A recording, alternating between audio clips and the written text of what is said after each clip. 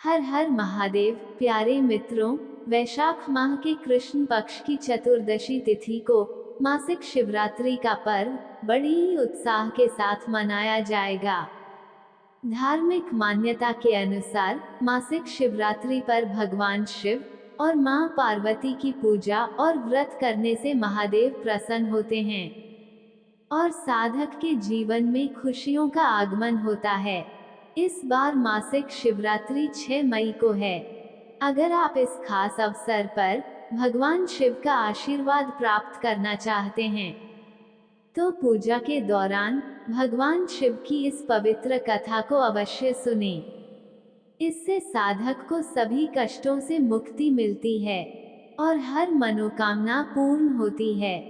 मासिक शिवरात्रि की व्रत कथा, जिसे पढ़े बिना व्रत माना जाता है अधूरा।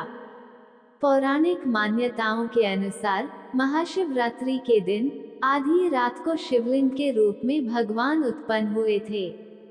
शिवलिंग के रूप में प्रकट होने के बाद सबसे पहले उनकी पूजा ब्रह्मा जी और विष्णु जी ने की थी।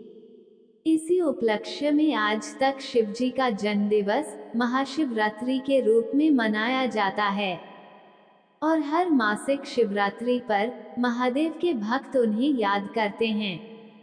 शास्त्रों में ऐसा कहा गया है कि माता लक्ष्मी, मां सरस्वती, गायत्री, सीता, पार्वती जैसे देवियों ने और रानी महारानियों ने भी शिवरात्रि का व्रत किया था, जिससे उनके जीवन का उद्धार हो सके।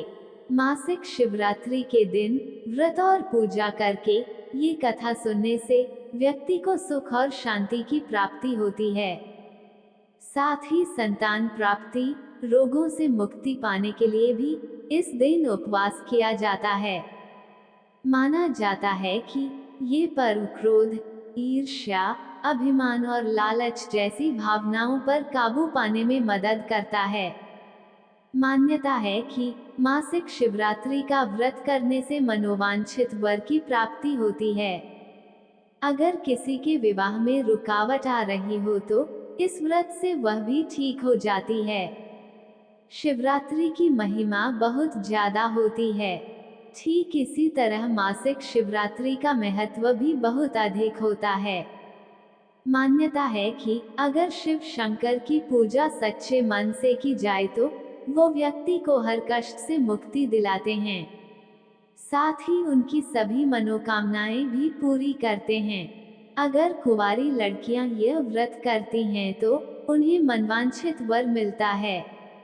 शिव पुराण में कहा गया है कि अगर सच्चे मन से व्रत किया जाए तो व्यक्ति की हर इच्छा पूरी होती है। इसके अलावा व्यक्ति के बिगड़े काम भी बन जाते हैं। मासिक शिवरात्रि का व्रत करने से संतान प्राप्ति होती है और रोगों से मुक्ति मिलती है। मासिक शिवरात्रि व्रत कथा। एक शिकारी पशुओं को मारकर अपने परिवार का पेट भरता था। उस शिकारी ने एक साहूकार से कर्ज लिया था, लेकिन वह समय पर कर्ज नहीं चुका पाया, जिसके चलते साहूकार ने क्रोध में आकर शिकारी को शिव मठ में बंदी बना लिया।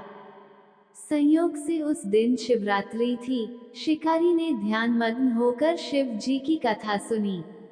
शाम होते ही साहूकार ने शिकारी को अपने पास बुलाया और ऋण चुकाने के बारे में बात की, जिसके बाद शिकारी ने अगले दिन सारा कर्ज चुकाना का वादा किया और बंधन से छूटकर अपने काम पर चला गया।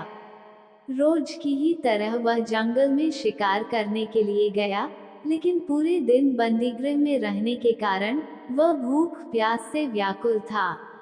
शिकार करने के लिए वह एक तालाब के किनारे बेल वृक्ष पर पड़ाव बनाने लगा। उस बेल के पेड़ के नीचे एक शिवलिंग था, जो सूखे हुए बेलपत्रों से ढका हुआ था। शिकारी को उसके बारे में कुछ पता नहीं चला और पड़ाव बनाते समय जो टहनियां उसने तोड़ी वह शिवलिंग पर जाकर गिर गई।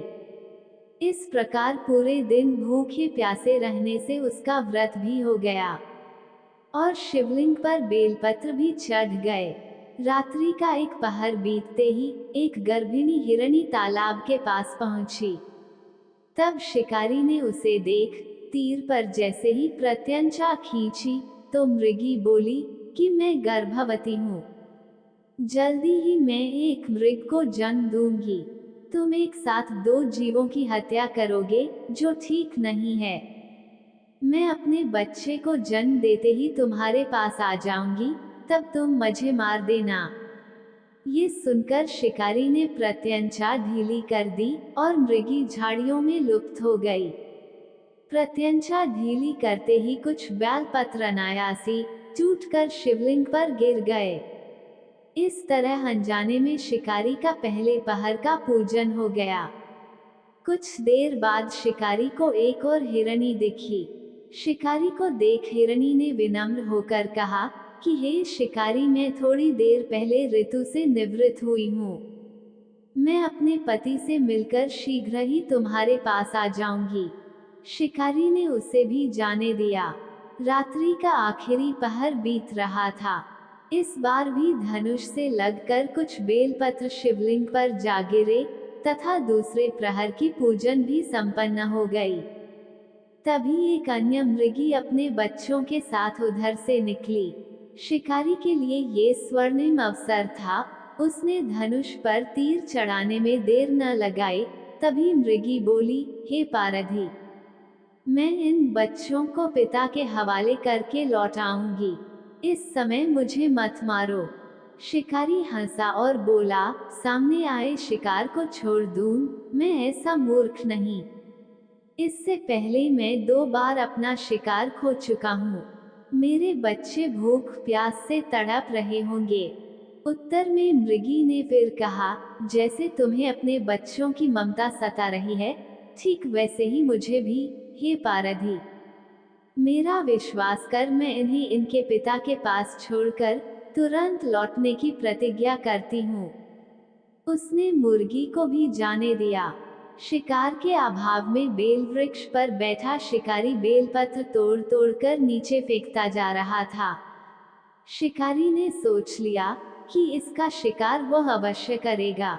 तभी शिकारी के सामने एक मृग आ गया और शिकारी की तनी प्रत्यंचा देखकर मृग विनीत स्वर में बोला, हे पारधी भाई, यदि तुमने मुझसे पूर्व आने वाली 3 मृगियों तथा छोटे छोटे बच्चों को मार डाला है, तो मुझे भी मारने में विलंब न करो, ताकि उनके वियोग में मुझे एक क्षण भी दुख न सहना पड़े।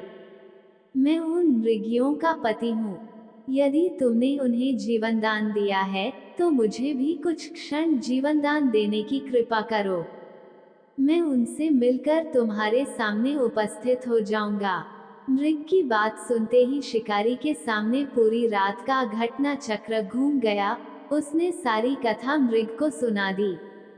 तब मृग ने कहा, मेरी तीनों पत्नियां जिस प्रकार प्रतिज्ञाबद्ध होकर गई हैं, मेरी मृत्यु से अपने धर्म का पालन नहीं कर पाएंगी। अतः जैसे तुमने उन्हें विश्वास पात्र मानकर छोड़ा है, वैसे ही मुझे भी जाने दो। मैं उन सबके साथ तुम्हारे सामने शीघ्र ही उपस्थित होता हूँ। अब तक उपवास, रात्रि जागरण तथा शिवलिंग पर बेलपत्र चढ़ाने से शिकारी का हिंसक हृदय निर्मल हो गया था। उसमें भगवत शक्ति का वास हो गया था। धनुष तथा बाण उसके हाथ से सहज ही छूट गए। भगवान शिव की कृपा से उसका हिंसक हृदय करुणा भावों से भर गया। थोड़ी ही देर बाद मृग सपरिवार शिकारी के समक्ष उपस्थित हो गया, ताकि वह उनका शिकार कर सके, किंतु जंगली पशुओं की ऐसी सत्यता एवं सामूहिक प्रेम भावना देखकर शिकारी को बड़ी ग्लानि हुई। उस मृग परिवार को न मारकर शिकारी ने अपने कठोर हृदय को जीव हिंसा से हटा सदा के लिए कोमल एवं दयालु बना लिया।